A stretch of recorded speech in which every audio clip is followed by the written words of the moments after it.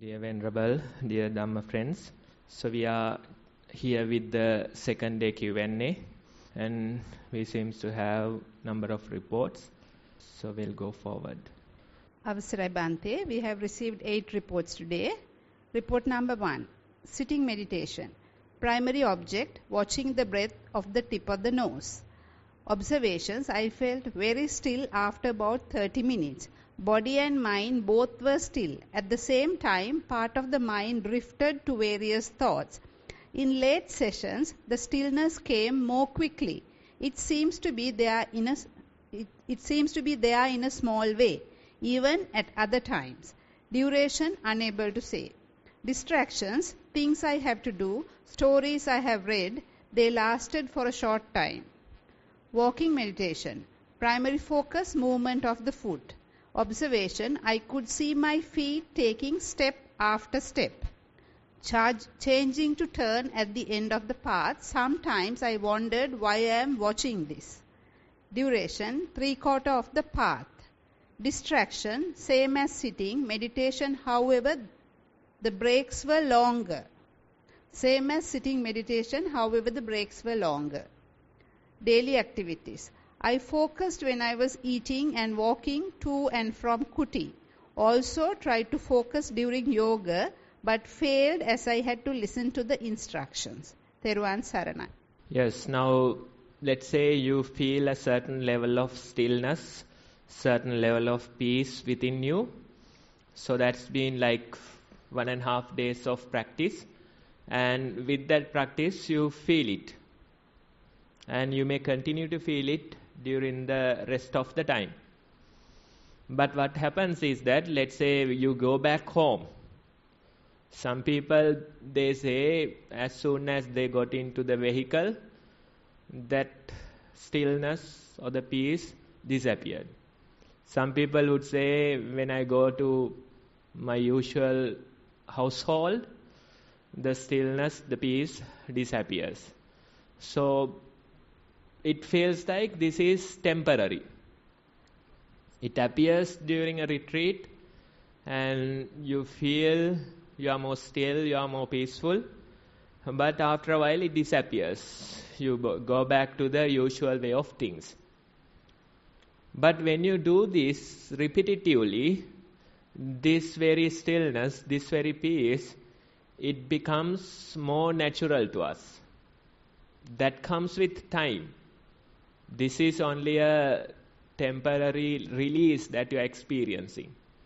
But when you continue for some months, then you realize that this peace, this stillness, it is becoming more and more normal in the state of my mind.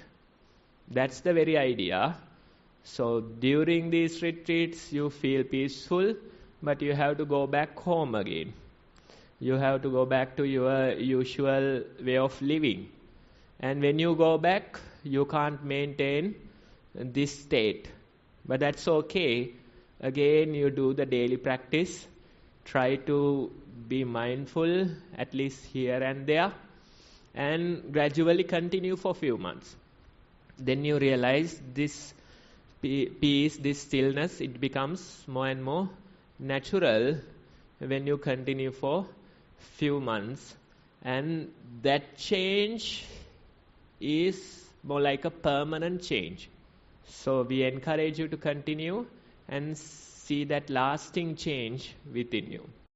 Report number 2, Most Venerable Bhante. Title, Walking and Seated Meditation. Primary object, walking meditation was observed by walking forward and backward. Details observed.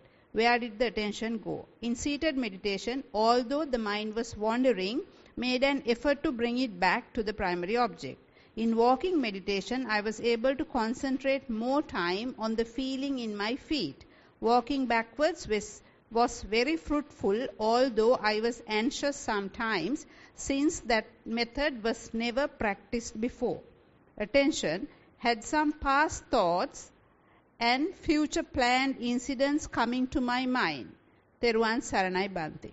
Yes, so you have tried. You can see how trying a different way except for the usual ways, you try something different, and you have to intentionally keep your attention there, and you become anxious, what to do, how to continue.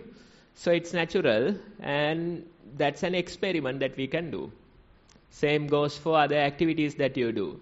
Instead of doing them in the usual way, if you do some change, then you realize that you have to be intentionally mindful, and it helps you to be mindful. So these things are more like tools that you can use in the practice and try different ways, practice different paces, right? That way, little by little, you are growing, improving your practice. This is just a tool. This is not an encouragement for you to walk backwards all the time. That's not the case, right? We have to follow the usual ways. But during the practice, during the retreat, we can try these things and see how it helps us to be mindful. So trying new things, meditation evolves. Even in meditation, little by little, we go from known state of the mind to the unknown states of the mind. It says known to unknown. That is the whole journey of meditation. We are in this known world. There's no peace in this world. But the Buddha's promise is that if you continue the practice, there's this, let's say, unknown world, and there you can find the lasting peace. So gradually in your practice, little by little, you are moving towards this unknown. We have a certain resistance to change. Even if you are a beginner here, you might feel it. How much resistance your mind creates when you come to a different way of living. These 3 days, right? Lot of resistance is created.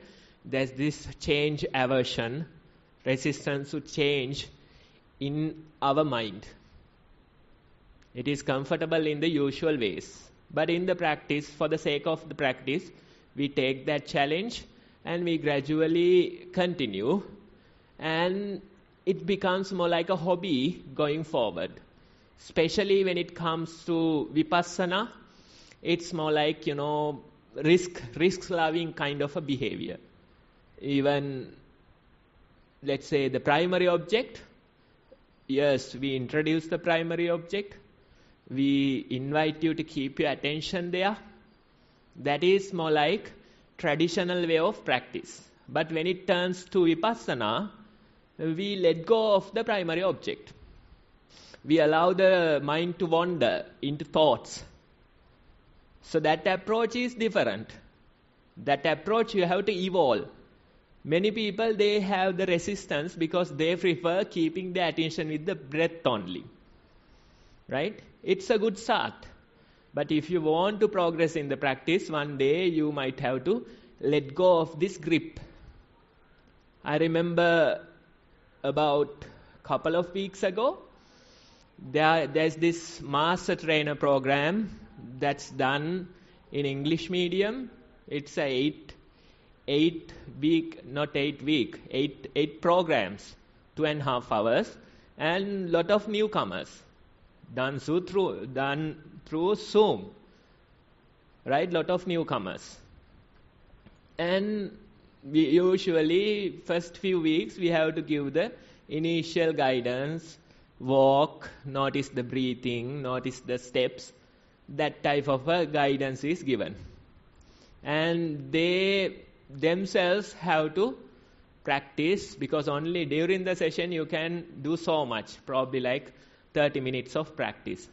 So they have to find their own time and continue the practice. So one lady, she was saying, Bhante, when I sat down, I couldn't feel the breath.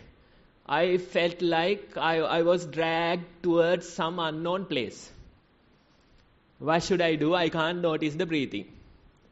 So a newcomer, probably couple of weeks of knowing mindfulness, and this is the experience that they are having. So if I tell them to forcefully bring their attention to the breathing, that's not the correct way. I just told her, okay, go with the flow. That will be your meditation. But can it happen for a beginner? We don't know. Because maybe they have meditated in the past lives. Right? So as soon as that person sat down, she get dragged into some kind of unknown state. So it's okay. As long as you are confident, it's fine. So that is more like risk loving, taking a risk. That goes well with Vipassana. So even in your case, one day you'll have to let go of this known place. Let's say it's the breathing. Breath is a known place for a practitioner. But one day you'll have to let go of that known place. Gradually you will be dragged into this unknown kind of a state of mind. That journey is good for a risk lover. That journey is full of surprises. Now these days we can see kites in the sky. Yes, kites. Probably in your childhood also you tried that. So as long as the kite is yours, you can control it, you are happy. But suddenly the string breaks. What happens? Even I remember when I was a little child, I had this beautiful kite, a butterfly, right? Goes very nice in the sky, and suddenly it breaks. And you don't feel good about it. You feel kind of a loss. I lost my kite. That type of a reaction comes. But when you observe the kite, then it goes according to nature's journey. The kite goes according to nature's journey. And if you are able to let go, have that initial grip, then you realize that journey is even more beautiful. The kite is no longer yours. It goes according to nature. Right? So that's the very idea of meditation. As long as you are in the known place, you are secured. But you won't attain the real peace, because there is no real peace in the known place. We have experimented, we know, for many decades. In the meditation, the string breaks and it goes to this unknown kind of a state. If you can let go, then you realize, you start to feel that journey is even more beautiful. That unknown journey. Right? So little by little we get prepared for that. Gradually we are dragged towards that unknown journey. And all our concepts, all our thoughts, all our values, we'll have to give them up. Especially thoughts, values, these things, we give so much weight, and we think that that's yourself. That's the whole thing. But one day you'll have to give up those values, those opinions, those thoughts as well. Gradually this mind goes into this nature's journey, and it's really interesting, full of wonders, and it's beautiful. So that change has to happen, and when that change is happening, the only thing is have the confidence and don't resist. Allow that change to happen. Gradually you see how beautiful the nature's journey is. Report number 3. Dear Bhante, walking meditation. Able to keep focus on the feet as primary object. After some time, I started noticing vanishing of different sensations on feet and reflect as anitya. Sitting meditation. First start with Araham Buddhugunaya and then move to Anapanasati. Felt happiness after keep focusing on short and long breath. After that started and end points of the breath. Day to day, when walking, felt roughness of the stones. When a person walks, automatically my mind tells Suapatveva. When washing spoons, kept focusing on Patavi nature and the contemplate my skeleton also consists of Patavi, Tadagatiya and non-self nature. Is this method correct, Bante? Sapa pahasu pratignaven nivan dakitva. Sadhu. Right, so the way of practice, that's okay, you can continue this. What's important is you have to continue for many months without getting discouraged, without going for some other way of practice. Simply continue what you prefer. And when you continue, let's say there is some mismatch, there is some wrongdoing in the practice, they will be corrected by the practice itself. If you continue long enough, Dhamma will correct you. The practice will correct you. Most people, they don't continue long enough. That's the issue. Even when you go back home, try to at least do a single walking session in the day. Probably not an hour. Maybe at least 20 minutes of mindful walking. Longer the better. Then do a mindful sitting session daily. Another probably 20 minutes. So that's 40 minutes out of your day. At least give that support to your daily life, to your daily practice. Then your work, your family matters, while dealing with them, at least try to remember mindfulness every now and then. You can really ground yourself every now and then. You can check in with your body every now and then. When you ground yourself, you can simply feel the breathing, simply feel the walking, simply feel the eating. That way, even in your day-to-day life, you ground yourself every now and then. And that approach, you have to continue few months, few years. And when you do that only, you can see how the practice is getting more and more refined, and how the practice itself is showing the correct path to us. That's the very idea. So this is a good start. We encourage you to continue in your daily practice and try to do it for many years and see. Report number 4. Sitting meditation. Observing my breath, raga sitvili, stroke sexual desires came or flooded. I am a celibate, but still the thoughts of desire came alive. It's too scary to watch my thoughts. I am in white, but my mind is like a rotten garbage can. When unpleasant memories arise, what should I do? How to face them? Thank you. Yes, we make compost out of that rotten garbage can. That's the very idea. No joke. If you want to do this, that's the way. Otherwise, you think I'm protecting precepts, I'm a monk, I'm a nun, I'm a high ordained monk. All those thoughts come, you think due to that, the inside will be purified. You think I'm in a monastery, I'm in a retreat. These thoughts shouldn't come. Right? But this is the utter reality. Even from a monk, if you go and ask secretly, not in public, don't ask in public, Bante, do you still feel these type of things in you? It's full of garbage, rotten garbage in the mind. That's the very nature. You can't deny that. Right? I know a particular monk.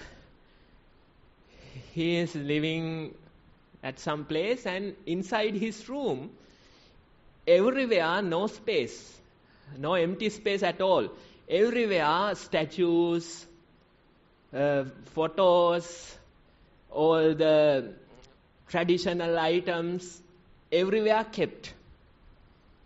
And this monk is thinking, when I see them, I won't get lust. In my room, it's full of Dhamma items, so I'm protected. I'm protected from lust. That's the very idea. Why is that reaction? Why is that effort? Because that person knows what is the inside is like. They try to change the outside world, not to see anyone, not to see women, not to see empty spaces even. Out of the empty space even, you can see that lust is arising sometimes. You see opposite sex, not a person, some utilities that they use. Even out of that, lust arises. Right? So, the only way is to make compost out of this. If you try to purify in some other way, that's not going to work. Right? So, first you have to let go of this aversion. Now, in your writing, we can see there's this aversion towards these lustful thoughts, images, incidents, all those things. First, let go of that. Then, naturally, the lust comes, and maybe, let's say, a sitting session. The whole sitting session is all about lust and lust-related thoughts. That's all. You feel like this is not meditation. That type of a doubt comes. You start blaming yourself. Right? So all those challenges come. But facing them, going through them mindfully, that's the only way. If I quote Buddha's words, Janato passato asavanam kayavang adami. No ajanato, no apassato. Only by knowing and seeing, these stains will disappear.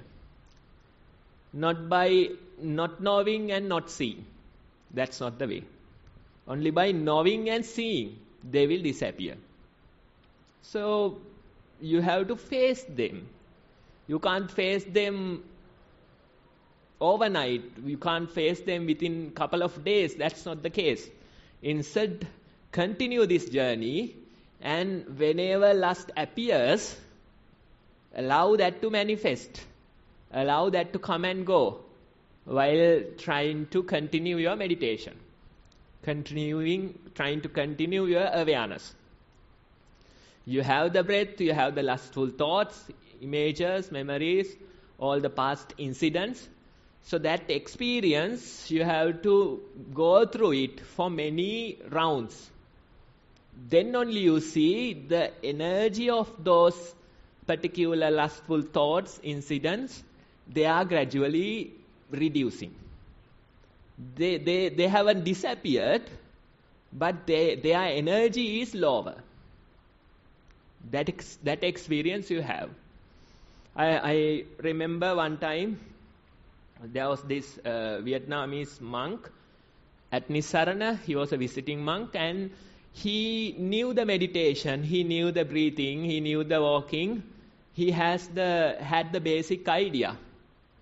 But during his stay, one time he was saying that one day I feel a lot of lustful thoughts in me.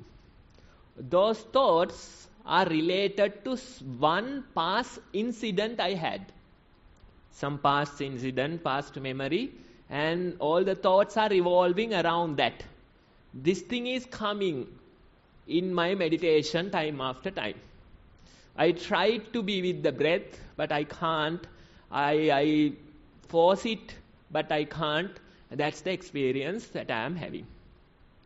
So I told him, simply allow those things to come and go. Simply be with them.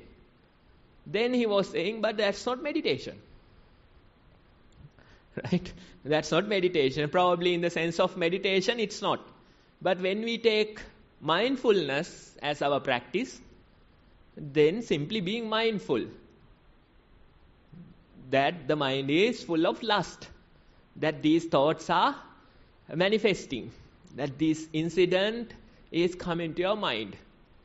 Right? So this person tried for a few days, and he was able to face it. he was doing many sittings, walkings, and during them, this particular incident was coming to his mind. And after a few weeks of practice, he one time came to me and said, now that very incident is no longer coming to my mind. He is not saying the lust is over. He is saying that particular incident, my mind is no longer attached to that. That's what he was saying. And he did something risk-loving. In his meditation, he intentionally remembered that incident and dragged it into his mind. That's why earlier also I said risk-loving. Yes, this is no meditation, this is risk-loving, right? So he intentionally dragged it into his mind.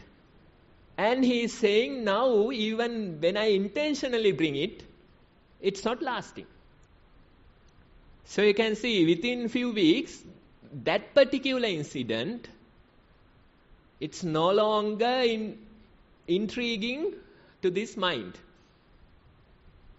Right? Or those few weeks, it was really hard for him. He had to go through that.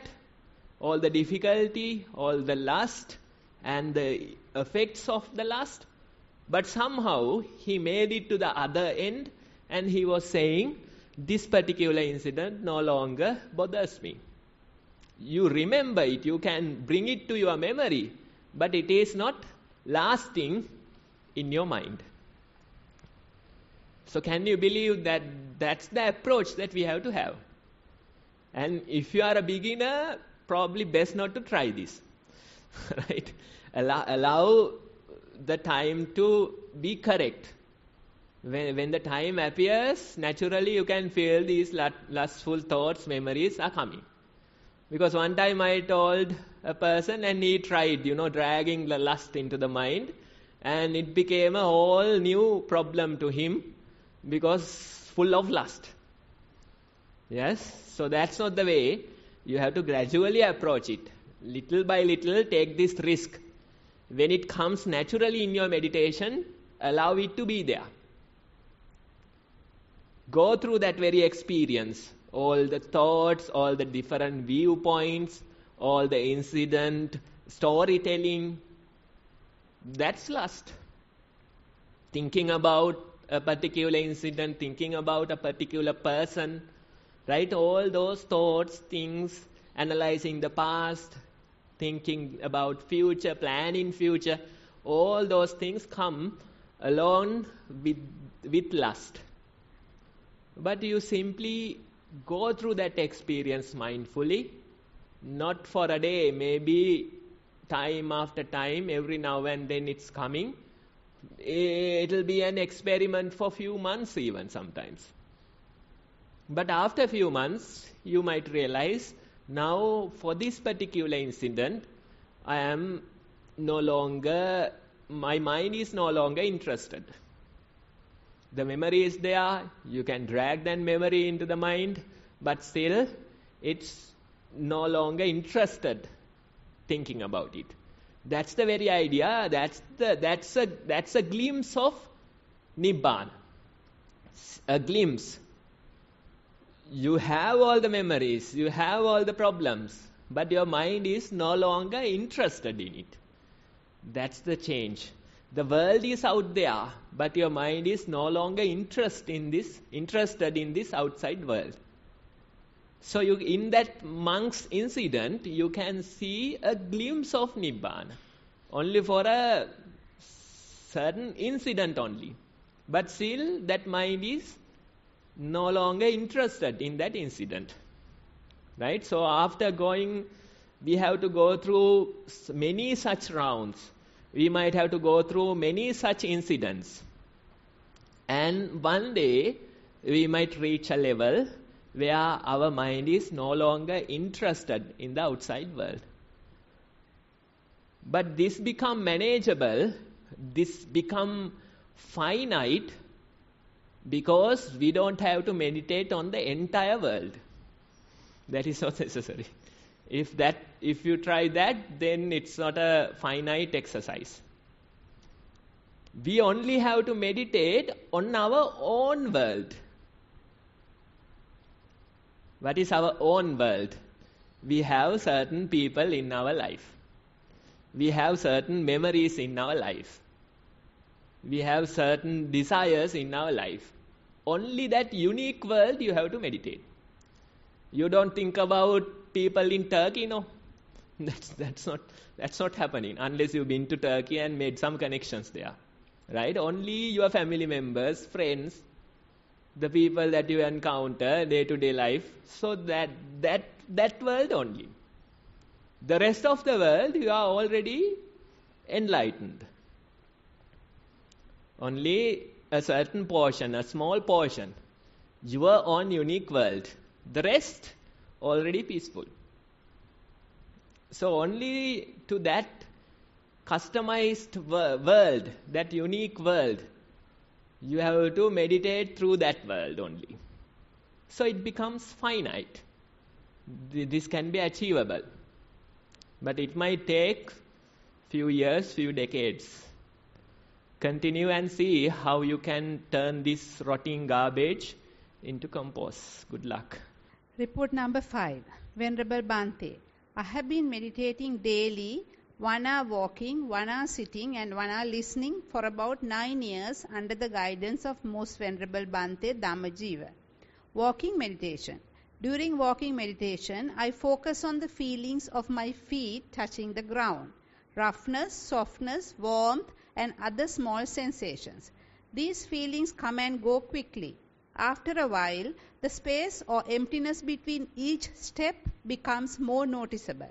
My mind naturally focuses on this emptiness while other sensations stay in the background.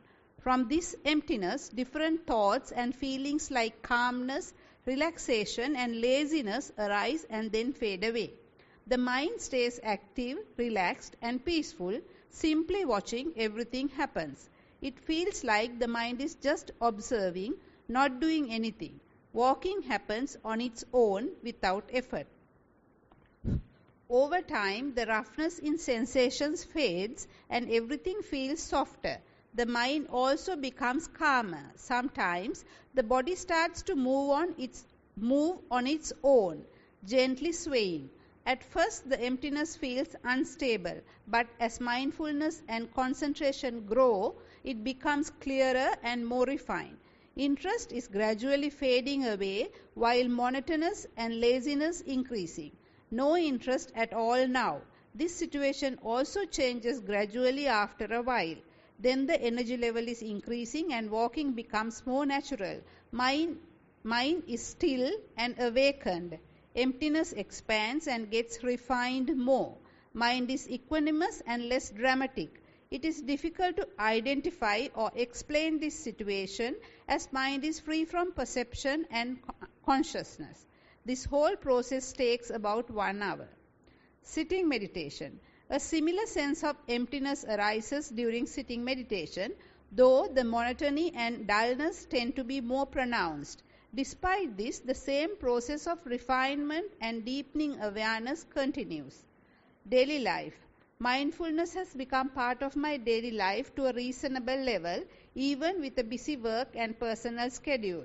I become much stronger in handling challenges and difficulties. Bhante, I humbly seek your advice on this journey. Yes, 9 years of practice. That's a great achievement. We should say sadhu sadhu for that type of achievement.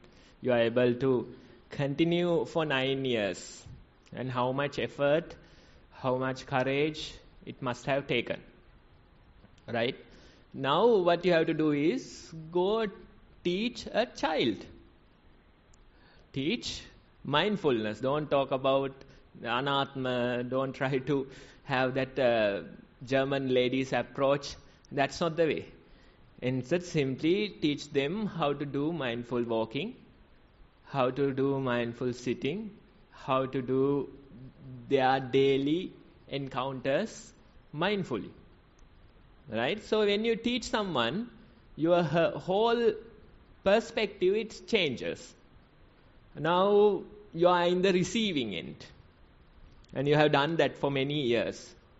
Now, when you try the other end, the teaching end, then that changes your whole perspective, and it's going to be a whole new journey for you. How to put this into simple words and how to give this idea to somebody else. A child would be a good person, otherwise somebody who is totally new, that type of a person, you have to somehow try this and see whether you are successful. Right? So we have to share this. You have acquired a gift, and it's nice. It's good to share it. Right? So try that. And when you try that, your perspective changes and it becomes a whole new journey for you. The most benefit you yourself will receive. That's the very idea. When I try teaching somebody else, initially it took a lot of effort. I had to deal with Nissarana children's Satipasala every Sunday 3 to 5. That was the starting. Even as a layman, I was there with another monk. Right? So trying to teach them mindfulness was a whole new journey. I was practicing, but how to tell this child without confusing, without complicating. So it took a lot of effort, it took a lot of time, but gradually you figure out this very idea.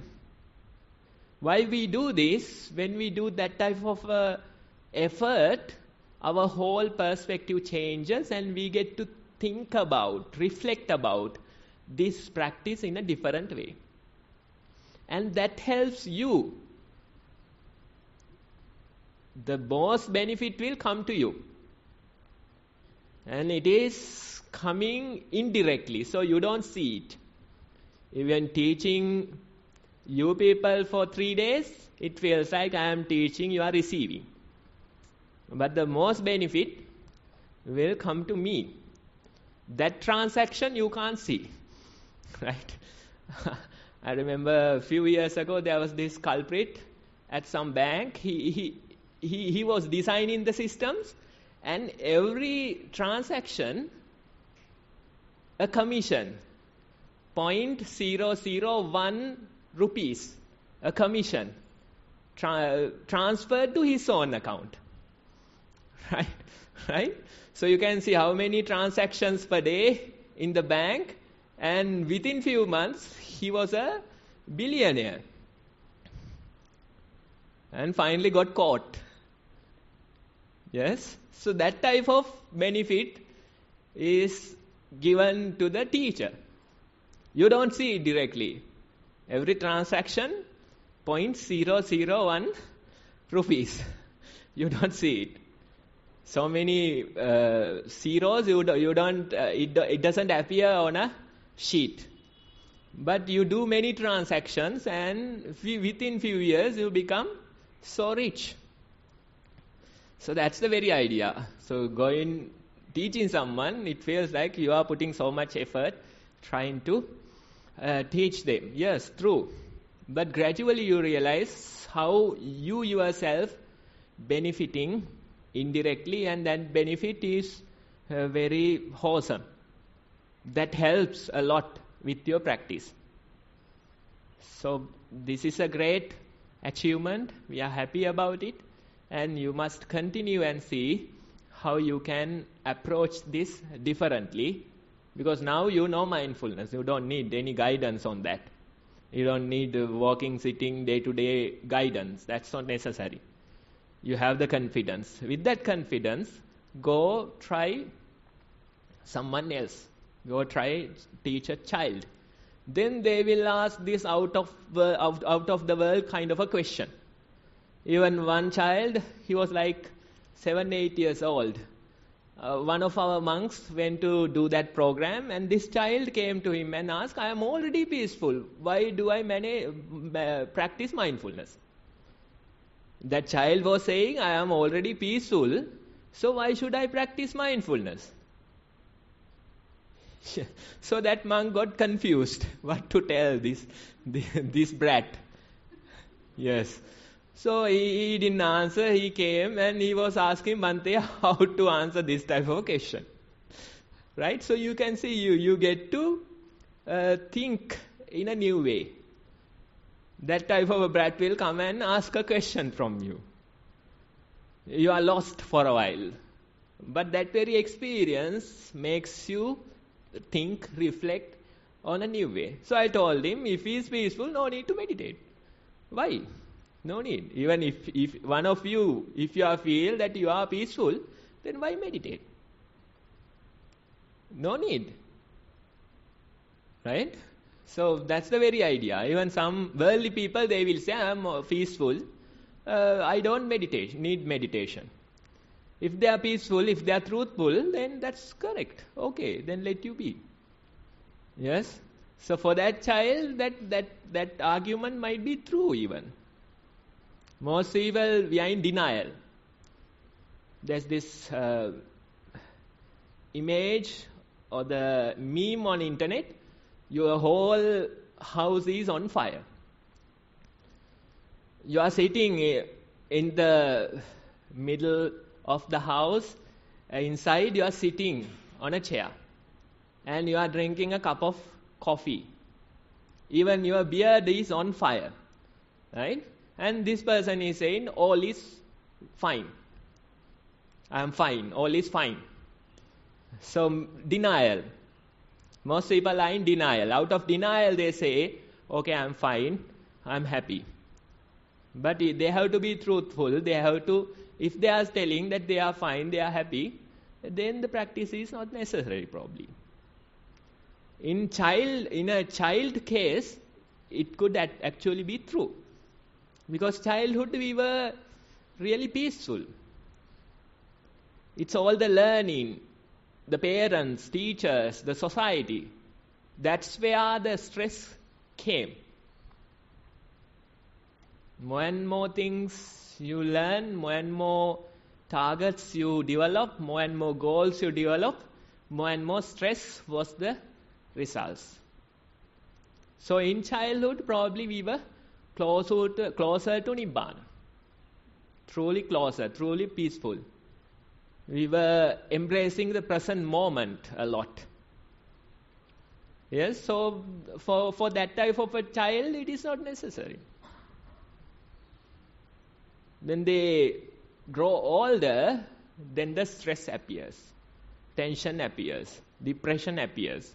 Then probably the practice is needed. Out of the youth, 25%, 24% is depressed in Sri Lanka. They have done this research. Out of the youth, 24% is depressed. So that's 1 out of 4 children. So you can see what type of friction they feel in their minds. So as a child, probably they too were peaceful, they too were happy, they too were embracing the present more and more. But gradually that got declined, and now it's a whole mess that they are experiencing. So then the practice is needed. So continue that journey and try to approach this in new ways and see whether they are supporting, helping your own practice. Report number 6. Dear Bhante, how to react when kids are not listening to us? Let them do what they want. I noticed all my problems occur because of my attachment to them, whereas my husband stay calm at any instance. Even though my kid is 7 years old, how to fulfill different individuals as they have lot of desires.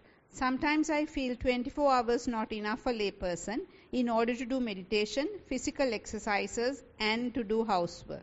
Yes, probably true. Yes, 24 hours isn't enough. We'll make it 28, 4 hours extra. But you do it, and within couple of months you will say, now even the 28 hours, that's full. Right? So this is the very problem many people are facing. This is true. Now, amidst this chaos, we have to figure out the proper balance. That's the very idea. You can't deny that, no? This is real. Even my lay life, I remember no time. No time. But somehow, with effort, I was able to change it in a positive direction. That was the whole journey. And when you start that, that becomes our path. Not when you become a monk, not when you accept the precepts. No. The path starts when you have this idea, how to change this. What should I do to change it? Many months, many weeks of thinking, but still, that is the very path. That's the very path. And gradually you go through it, gradually you will develop the proper balance. That balance you can develop. When we introduce mindfulness, sometimes we say, mindfulness, it's like the watch of a wise parent. Mindfulness is like a watch of a wise parent. What is that? Now, if you are a wise parent, then you shouldn't be interfering with each and everything that the child does. If you try that, then you will protect him as long as you are there. But when one day something will go wrong, and that very mistake would be even fatal. Right? So wise parents, they allow the children to make mistakes and learn from those mistakes. Probably touching a candle would be a good example, right? If you stop them from doing it time after time, one day this child might go and jump to a fire. You don't know. But if they feel the burn, then they will learn from their mistakes, and they will learn it. Right? So a wise parent won't interfere with each and everything. But that parent is not totally ignorant. If you totally be ignorant, then what happens is that this child might get into a danger and kill himself. So you are keeping an eye. You are watching him. But you are watching him wisely. You are not interfering with everything. But when it is needed, you interfere. Right? That type of a wise parent's watch, that's the very idea of mindfulness. You watch your mind. You don't interfere with it much. You allow the thoughts to come and go. You keep an eye. But when needed, you have to interfere. Otherwise, there will be no meditation. Right? So that balance you have to figure out. First, I think you have to figure out in your mind, not in the outside world. First, figure out that balance in your mind. The outlook of a wise parent. How to watch this mind like a wise parent. You allow the mind to make mistakes and learn from them, but you are not totally ignorant. When you learn that balance inside, when you figure out that balance inside, then it's much easier for you to put that into action in the outside. You let the child learn from his mistakes, but you are not totally ignorant. I think that is necessary. That is helpful. When I think about my childhood, the best gift I received was my freedom. My mother, she didn't care much about the education. She didn't care much about, other things. I got time to play. I got time to run around. And that was the best gift I think I received from that time. That is needed. If you try to interfere with their lives, if you try to force them to study, then that's not gonna help.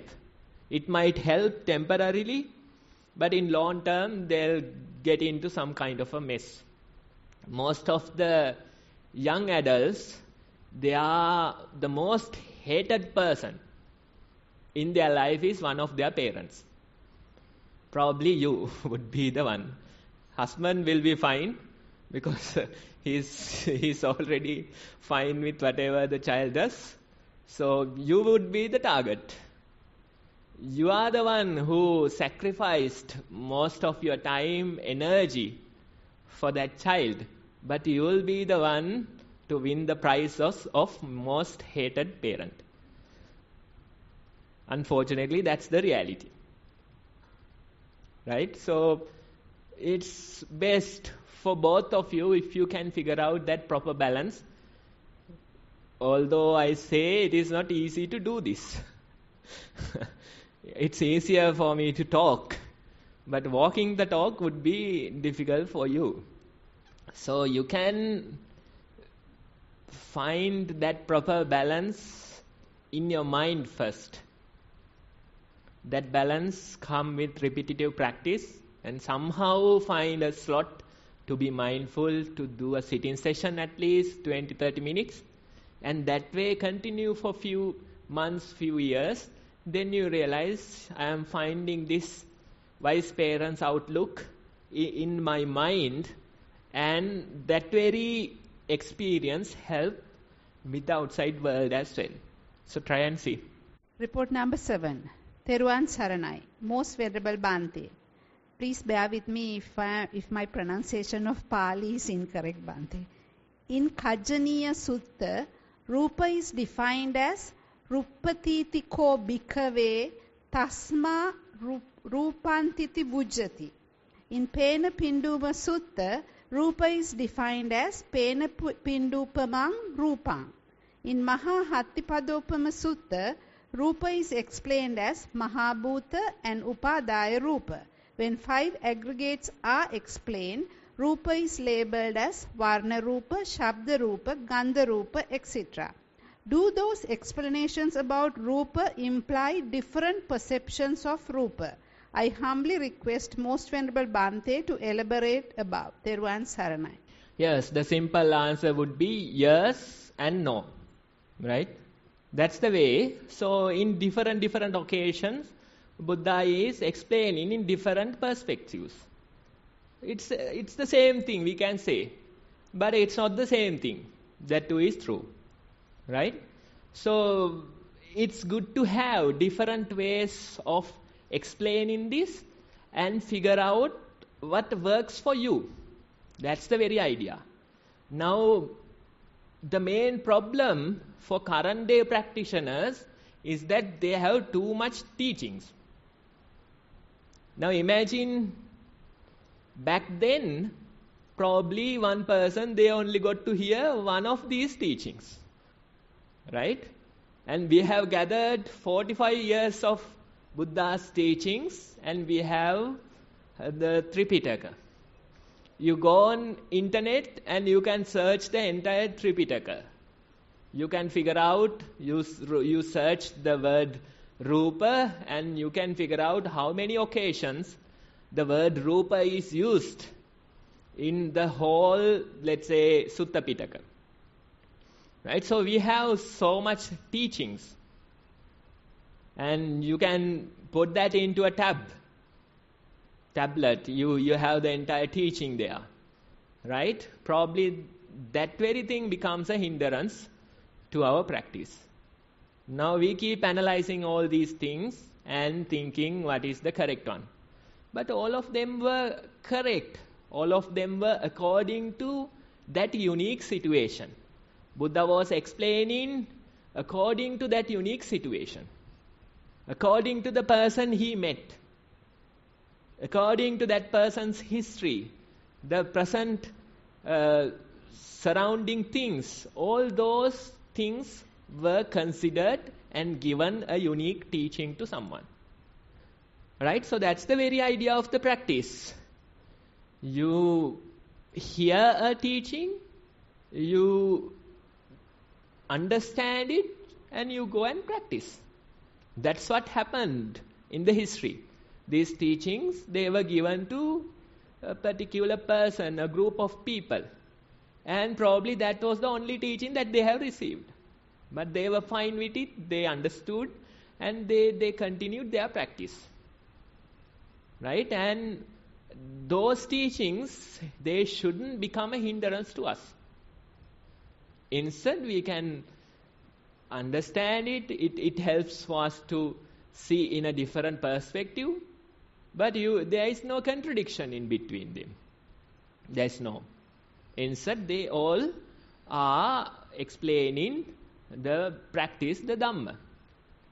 Even, let's say, Vedana, Buddha is explaining in different ways. Maybe as a single word, maybe as pain and pleasure, maybe as in three ways, pain, pleasure, neutral. And he says, I can explain it in 120 or 108 ways as well. So you can see different ways of explaining, but he is explaining the very Dhamma. There is no contradiction. That's the very idea. So when you listen to it, you try to understand it, and you go and practice. Put it into a practice. And by practicing only, you figure out there's no difference in between them. It's just a unique way of teaching it. That's the very idea. So take them as an encouragement for your practice. Don't take them as a hindrance to your practice. That's the very advice I would give. Report number 8, the last one. Most Venerable Bhante, much merit to you for bringing up the subject, mine, I am, this is my world, within brackets, mama, mage, mage atmaya. Would be much thankful for few examples on how we can put the above concepts to reality in day-to-day life, such as in severe physical pain. Theruvan Saranai. Yes, so that we have another part left for today's sermon. Don't wait till the severe pain comes. That's the best advice I can give. Don't wait till your deathbed. That's not the way. Instead, start your practice when your body is comfortable. Start your practice when you are young, at least when you get the opportunity. And start your practice before your deathbed. And gradually continue this practice. Develop this practice. Try to stay with a headache mindfully. Don't forget about severe pain. Try to stay with a headache at least. Gradually you have to develop them. Try to go through a common cold mindfully without any medicinal aid. And that way, step by step, gradually you can develop this. If you directly go and talk about severe pain, that's not going to work. All you will see is a self cursing at itself. That's all you will see. All you will see is those reactions as me, mine, my world kind of reactions. Right? So if you wait till that moment, then probably too late. Even same thing happened to Anathapindika. He was a great devotee doing everything, but only on his deathbed he received this message. He was saying, I feel like somebody is digging into my belly. That type of a pain is there, excruciating pain. I feel like somebody is tightening a grip on my head. That type of a pain is there in my head. So he is explaining his situation at his deathbed. And I think Venerable Sariputta was there, and he gave some guidance about how to be mindful through this. And it was too late. And Anathapindika, he was telling, Bhante, I have been known to you for many decades. why didn't you tell this earlier? That was the question asked. And Venerable Sariputta says something like, the way you behaved, we didn't feel like telling. Because he was interested in some other things, probably ceremonies, offerings, those type of things. So even Venerable Sariputta said, the way you behaved, we didn't feel like telling this. So that was too late for him to listen to that message. So probably beforehand, when we are comfortable in our body, when we are not with a severe illness, we can practice this. We can execute it for many years, many decades. And that very developed mindfulness will help you to deal with those extreme situations. At your deathbed, or when you are suffering with this type of severe pain, you can't intentionally be mindful. I'll tell you that. That's not possible. Imagine when you are feverish, can you be mindful? That's a whole new kind of a state of mind. All the thoughts are coming, cursing, inner voices, the pain, aches in the body. All those things act like a mixture. And a whole kind of a flow is there, happening inside you. When you are suffering with high fever. Same type of experience it would be at your deathbed. You have to die and figure out, but I am just assuming. Yes. Right? During that type of experience, you won't be able to do anything intentionally, I don't think. Intentionally, you might not be able to practice. But what happens is that the practice that you have developed for many years, many decades, will come for your refuge. That's the only way. Now the mind is naturally mindful due to many years, many decades of effort. And when the pain appears, it is naturally observing or not taking that pain as too much of me, my mind, or my world. Right? So that's the way I would suggest. Otherwise I can say, go be mindful, observe the characteristics of pain, but that is not practical. Even last Friday, yesterday that means. Yes, yesterday, there's this person, he conducts one of the Zoom sessions and he is bed resting. He has some spinal cord injury, excruciating pain for many weeks now. So can we tell him to be mindful of pain? That's a good way to get punched, probably. Yes. So you have to tell them, somehow you manage. Think about the practice that you have done. Think about Buddha. Think about all the wholesome deeds that you have done. That's the only thing that you can do. If the mind is naturally mindful, it is naturally mindful in that situation. I don't think we can be intentionally mindful when it comes to such extremes. Right? So that's the very idea. Don't wait till that moment. Practice earlier and gradually develop your practice. And with that stronger developed mindfulness, you might be able to face these type of extreme situations considerably better. That would be the answer, I think. Done. Okay, we are about 6 minutes past our time. Do we have anything? No. Yes. So we can go to our walking sitting practice and we will gather at 4 for the daily sermon.